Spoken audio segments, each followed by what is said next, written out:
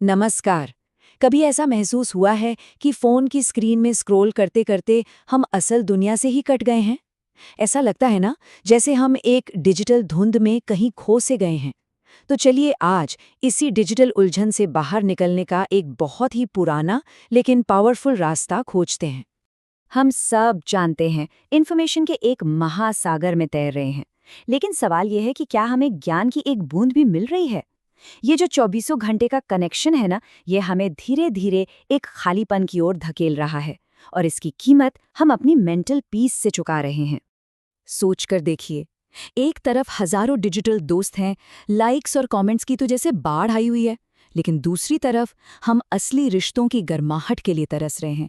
यही पैराडॉक्स, यही विरोधाभास आज हमारी जिंदगी की शायद सबसे बड़ी सच्चाई बन गया है। तो सवाल उठता है कि इस डिजिटल अंधकार से बाहर निकला कैसे जाए। आइए इस सफर पर चलते हैं रवि की कहानी के साथ। रवि एक ऐसा किरदार है जो शायद हम सबके अंदर कहीं ना कहीं जिंदा है। तो चलिए सबसे पहले इस प्रॉब्लम की जड़ को समझते हैं।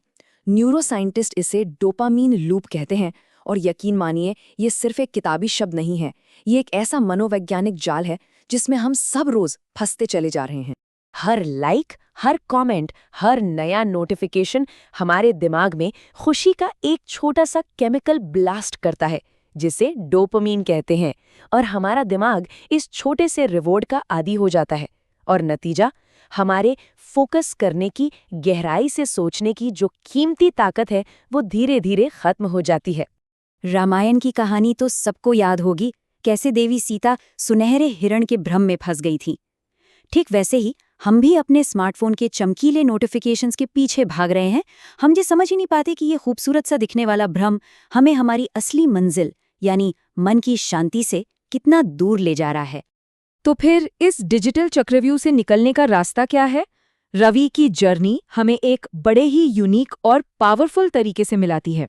एक ऐसा तरीका जो हजारों साल पुरानी विजडम और मॉडर्न साइंस को जोड़ता है। इसे कहते हैं स्टोरी थेरेपी। इसका कोर आइडिया बहुत सिंपल लेकिन गहरा है। ये जो पुरानी कहानियां हैं, ये सिर्फ एंटरटेनमेंट या हिस्ट्री नहीं है। ये असल में हमारे दिमाग को रीप्रोग्राम करने के लिए एक कोड की तरह काम करती हैं। ये कहानियां एक बेहतर, शांत और फोकस्ड इंसान बनने का ब्लूप्रिंट देती हैं। चलिए 3 प्राचीन गुरुओं की कहानियों से सीखते हैं कि कैसे हम आज की बड़ी बड़ी प्रॉब्लम्स का सोल्यूशन हजारों साल पुराने ज्ञान से पा सकते हैं। पहला सबक हमें मिलता है दुनिया के पहले सर्जन सुश्रुत से। कभी ऐसा लगा है कि कुछ नया शुरू करना है, पर साधन ही नहीं है, रिसोर्सेज ही नहीं है? जानते हैं, सुश्रुत ने भी ठीक इसी चैलेंज का सामना किया था। सुश्रुत का सल्यूशन हमें सिखाता है कि महानता महंगे टूल्स या सही मौके का इंतजार करने से नहीं आती। ये आती है जो कुछ भी हमारे पास है उसे क्रिएटिवली इस्तेमाल करने से और हर दिन लगातार प्रैक्टिस करने से। इसके बाद आते हैं पाणिनि।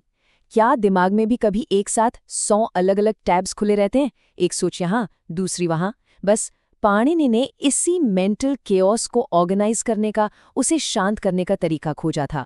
जैसे ग्रामर एक भाषा को स्ट्रक्चर देती है, वैसे ही पाणिनि ने हमारे विचारों को ऑर्गेनाइज करने के लिए एक मेंटल ऑपरेटिंग सिस्टम बनाया। उन्होंने साबित कर दिया कि हम अपने दिमाग की उलझनों को नियमों और स्ट्रक्चर से कंट्रोल कर सकते हैं। और आखिर में हम उस सबसे गहरे डर का सामना करते हैं जो फ़ोन से दूर होने पर महसूस होता है। खालीपन का डर, अकेलेपन का डर। इसे ईगो डेथ यानी अपनी पहचान खो देने का डर भी कह सकते हैं। इस खालीपन के डर का जवाब हमें मिलता है महान गणितज्ञ आर्यभट्ट से, जिन्होंने इस दुनिया को और शायद हमें भी शून्य का सबसे बड़ा तोहफा दिया।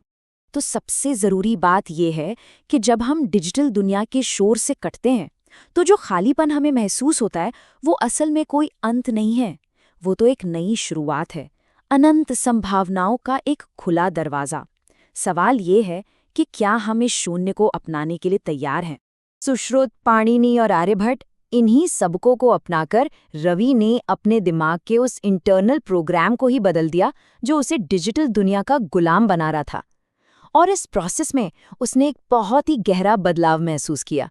जानते हैं, सिर्फ 30 दिनों में वो नोटिफिकेशन से कंट्रोल होने वाले एक डिजिटल ज़ॉम्बी से अपनी जिंदगी का द्रष्टा बन गया। ये दिखाता है कि ये बदलाव कितना भी मुश्किल लगे, पर ये पॉसिबल है और हम सब इसे हासिल कर सकते हैं। रवि की ये पूरी यात्रा हमें भगवान बुद्ध के उस अंतिम और सबसे शक्तिशाली संदेश तक ले जाती है जो उन्होंने अपने शिष्यों को दिया था। असली खुशी, सच्ची शांति और सफलता ये बाहरी दुनिया की तारीफों में या सोशल मीडिया के लाइक्स में नहीं है। ये तो हमारे अंदर जलने वाली उस रोशनी में है, और उस दीपक को हमें खुद ही जलाना होगा। तो अगली बार जब फोन की स्क्रीन काली हो तो बस एक पल रुककर खुद से पूछना, मेरी अपनी रोशनी कहाँ है? और याद रखिए, उसका जवाब हमेशा हमारे अंदर ही मिलेगा।